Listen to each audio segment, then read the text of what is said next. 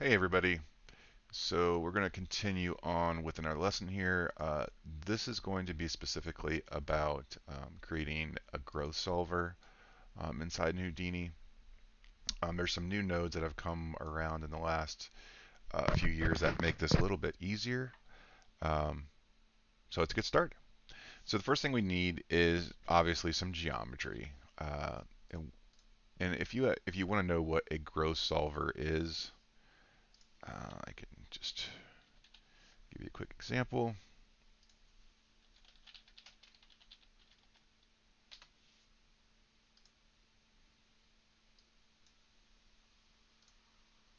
It's basically something like this. It's a way for you to reveal geometry on, um, so it looks like it's actually growing over a surface. The applications of this are endless. It's a pretty cool effect, and really not that hard to set up. So we'll just call this growth and go inside. So the first thing we need is something for it to grow on. So let's just use a standard sphere. We'll just set this to polygon and crank up the frequency. So we get this. Um, Next up, we're going to need to create some starting points basically, and it's or we'll just call it like a hot point or hot region. Oh, that might be a bit much on the frequency. 25. There we go. That's good.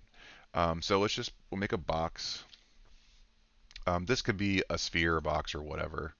Um, it doesn't matter. So we'll just do our standard transform here.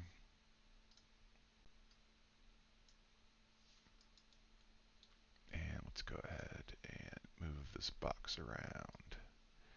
So just to template our sphere, make it relatively small, good enough, and we'll just move it up.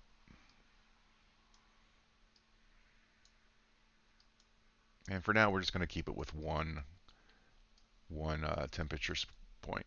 So these are also called ignition points. So if you hear me say ignition point, that's what this is. Um, and then we need to group that. So let's go ahead and group it.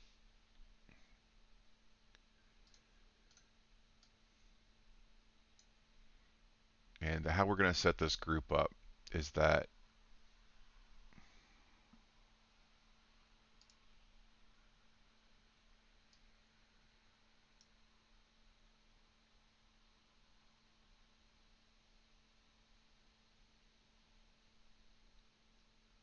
how we're going to set this group up is that this group is going to be influenced by our Pyro source. So you can see we've got this little dot right here, and it says bounding object for creating the group. That's what we're going to use. And we'll just go ahead and start our Pyro source. And this is basically going to set this sphere to be a Pyro source. On the Pyro source node, we'll just go to initialize and we'll say source. Let's see. We'll try source smoke first, see what happens. And just get these in here.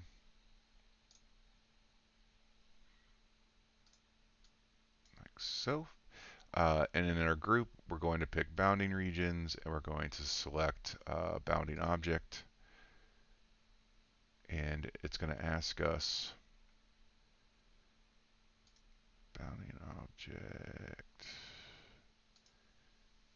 here. Let's see what we got. Oh, for point groups. I didn't set this to points.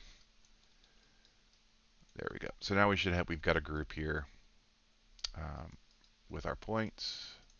Just go smooth shaded here, Pyro source.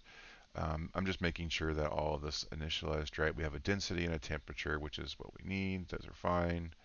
And that should work just fine for us. So the next thing we need to do is to do with this group, um, which, let's go ahead and name this to hot.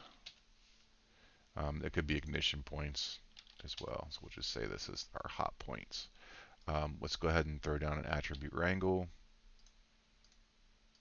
And in here, what we're going to do is set the temperature attribute. So we're going to say at temperature, if I could spell, and we're going to set that equal to 1, which is basically just turning it on, and semicolon, and that's all we need. So some of you may be going, well, where is this temperature attribute? It's coming from here. You can see we've got that temperature attribute sitting over there, right here. So, and this is setting that temperature attribute to 1 using this group to set those points, which is right here. So, oh, double click on that. So now that we've got this wrangle, go ahead and create our Pyro source spread, which is right here. Plug that in. And this is where kind of the action happens for this. So let's go ahead and go to our visualization tab here with Pyro source selected. All right, I think there was one thing that I missed in here. Yeah, I did.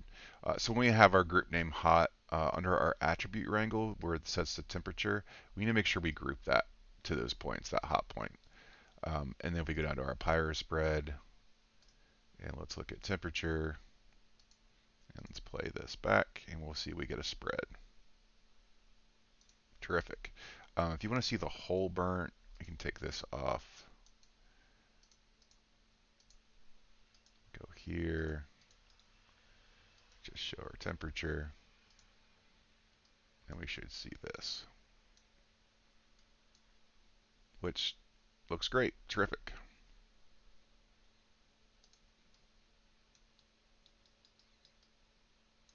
We get a few spots that aren't burning all the way, but that's fine. It's just because I've got this set to a shorter time frame for simplicity. All right, so now that we've got this spread, what can we do with it? Well, the first thing we need to do is get rid of these other points so we don't see them as it spreads. And that's relatively easy to do. All we have to do is to make a delete. And there's a few ways you could do this, but this is probably the easiest. So we'll go into a delete, go here. Let's go ahead and do a delete non-selected, set this to points. It's already set to expression or pattern, so it's set this to delete by expression, which will give us this filter expression. And then here, let's just do an at total burn. We'll just say less than 0.02. And that should do what we want it to do, maybe. Yep, here we go. So now you can see we've just got those existing points where that box was at, where our ignition points are. And if we hit play, we get this spread, which is what we want. Terrific. So now that we've got that spread, let's do something with it. So we can go ahead and do a VDB from particles, which will give us this. And we're just going to play this out a little bit. Let's see what we got here.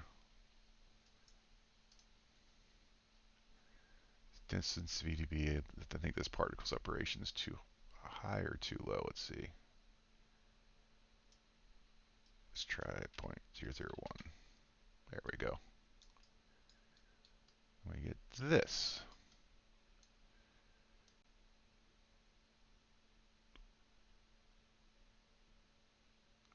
So this is a little bit too high res, so let's just try 0.01 maybe. Yeah, that's better. We can lower the point scale. If we bring the point scale down, we'll have to bring our voxel size down, so just 0.005 maybe. 0.003. 0.007. There, that works. So let's go ahead and let's smooth this out. So we'll do a VDB smooth.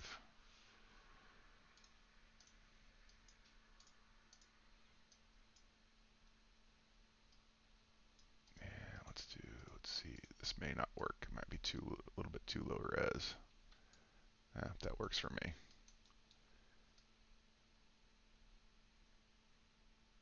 And as far as the iterations, we'll just go 3. So change your operation median value and iterations to 2. And then from this, we'll do a convert VDB. And here we'll select polygons. And we can make this a little bit bigger. This should be fine. We can just crank this adaptivity up if we want.